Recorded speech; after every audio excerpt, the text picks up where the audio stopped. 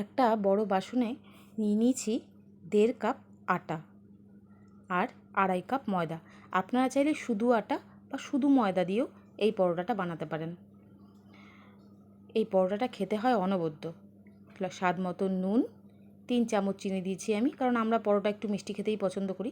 আপনারা চাইলে কম করেও দিতে পারেন। 1/2 চামচ নিয়ে নিয়েছি বেকিং সোডা।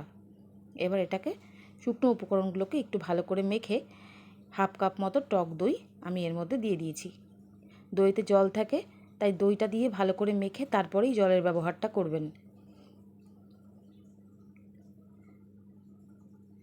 এই পরোটাটা খেতে এত ভালো লাগে যে এর সঙ্গে শুধু আচার ছাড়া আর কিছু প্রয়োজনই পড়ে না। ইচ্ছে করলে অন্য কিছু দিতেই পারেন। আচ্ছা, আটাটা মেখে নেওয়ার পর আমি কিন্তু এখানে 2 চামচ সাদা তেল দিয়ে দিয়েছি। আপনারা চাইলে এখানে ঘি বা বাটারও ব্যবহার করতে পারেন, সেটা আপনাদের ইচ্ছে। এবার ভালো করে অন্তত 7-8 মিনিট ভালো করে মেখে নেওয়ার পরে এরকম একটা সফট ডো তৈরি হবে। এটাকে অন্তত 2 ঘন্টা রেস্টে রাখলে সবথেকে ভালো হয়। একদম কিমা করা পেঁয়াজের মধ্যে দিয়ে দিয়েছি 1 চামচ কর্নফ্লাওয়ার, আর তাতে গরম তেল দিয়ে দিয়েছি। ঠান্ডা তেল দিতে যাবেন না, গরম তেলই দেবেন। আমি লেচি কেটে নিয়েছি কিছুক্ষণ আগেই, সেটা দেখানো হয়নি।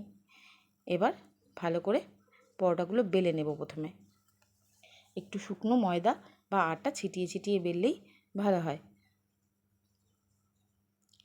এবার ওই যে মিশ্রণটা, পেঁয়াজ আর তেল আর কর্নফ্লাওয়ারের, সেই মিশ্রণটা এর মধ্যে ছড়িয়ে দেব। ওপর দিয়ে একটু সামান্য ময়দা ছিটিয়ে নিলাম। এবার একটা পোর্শন কেটে নেব। দেখুন কি করে কাটছি আর কি করে রোল করছি। এবার তার কর্নারটা ধরে ধরে এমনি করে রোল করে নেব।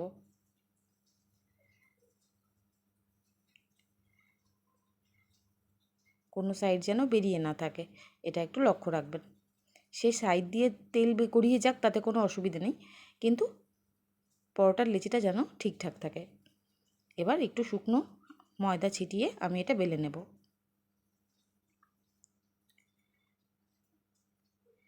এত সফট আর এত সুন্দর হয় এই পরোটাটা খেতে, না খেলে বিশ্বাস করবেন না। একবার অন্তত আমার কথা একটু মেনে এটা বানিয়ে নেবেন।